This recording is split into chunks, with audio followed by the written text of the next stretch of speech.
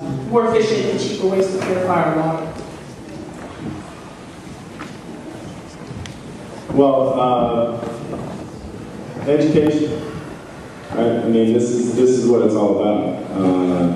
That's what this movie was for. That's what this panel discussion is about. It's about education and awareness. International Year of Chemistry, IYC 2011. I've got a sign to give you, right? Because those of my students out there will recognize this. This is the York College International Year of Chemistry sign. Okay. We're a little geeky as chemists, but it is, and watching this movie hopefully gave you an appreciation for what you have.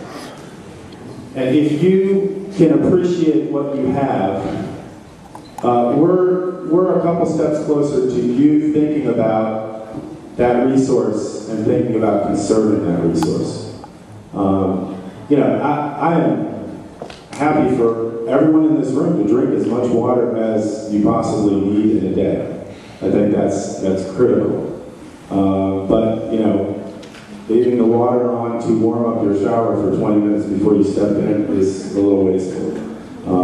And there are ways in which you can look at your day and you can really think about your use of water and your abuse of water and try to limit that. And I hope that through this first quarter, this is the first quarter of the International Year of Chemistry, and our focus is water right now. And I hope that we do some education and some awareness in that area. Let me add a little bit of a plug on top of that. Smoking was fashionable not too long ago, and it's through awareness that has become what it has become in the public psyche. Malaria had smallpox gone. Malaria, I think most experts think that it'll be gone. So our approach should be that it's humanly possible to overcome these challenges if we put our minds to it. And the use of media is one way of spreading the word that we can get it done. Also, I want to add in, as far as chemists, let me just, it's appropriate for the Year of Chemistry, that through chemistry and frankly, pure disinfected water, and then also sanitation and wastewater systems in the last 100 years has been the greatest breakthrough for humankind, perhaps ever. Has created tremendous longevity in our lives just because we have clean water. And as Dr. Nelson was saying, he sees that today in these developing countries that water still kills too many children, bad water. So through chemistry, frankly, through Dr. Foy, we keep Dr. Nelson out of business. So, thank you. That's messed up. We take one more. Yeah, I was going to say, maybe in the interest of time, maybe this could go on very long, but maybe 2 more questions, how's that? That's good. Okay, that'd be good. Yeah, Dr. Foy, I like your point that a lot of people don't appreciate these developing countries. I actually went to Egypt last summer, so I've grown an appreciation of what I have here. That 10 cents bottle of water is a lot of money in these developing countries. But I think one of the main things is that in America we have a strong middle class, and these other countries have a very weak middle class and have a very high upper class and a lot of lower class, which results in a lot of these lower class people not being able to afford the water. So in America, this middle class can afford the water, obviously in these other countries they can't. So who should be responsible for giving them the water if they can't afford it, is I guess my question.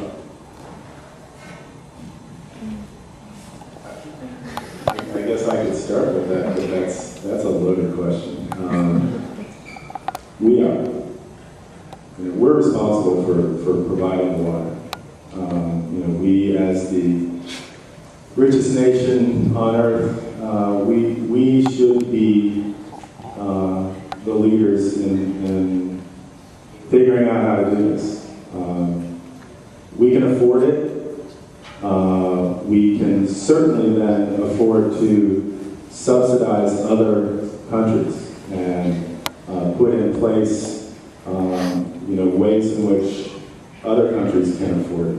As Sanjeev pointed out earlier, free amount of water for basic needs, and then pay after that. Where does that break down? Well, it breaks down in the United States because water is important to so many different industries. Water is important to so many different people. It's a very difficult subject. And who imposes that? If our legislatures came out tomorrow and said we're gonna impose that, I'm not sure what would happen, but it wouldn't be pretty, right? And so it's a huge problem, and I think that I'll go back to what I said at the beginning. I think education is the key here. If we understand the problem and we appreciate the issue, and we fully understand what all the complexities are, I think that humankind can win out in this problem. I think I get the last question. It dovetails a little bit with the comment that was made about California, because I think some people would leave thinking it's just California to drink a lot of water, and they're kind of missing the point. And it was alluded to in the film, which is the industrial and agricultural use of water, which is absolutely enormous. And in some ways, we all benefit from that. So every time we, eat fresh grapes in the wintertime, eat grapes in the wintertime here, or whatever we eat, it comes from California agriculture.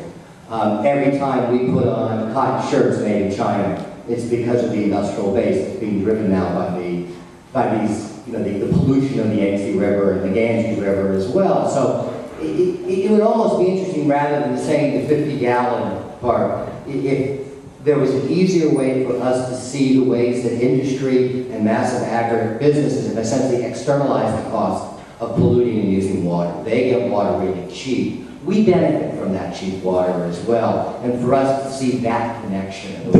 There's a great way of seeing it. In Google, of course, every solution in the world has Google.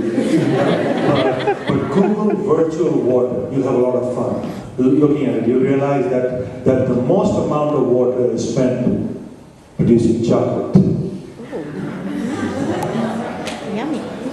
How much water is in your hamburger? How much water is in your chocolate? How much water is in your shirt? How much water is in your shoes? It's all been broken down.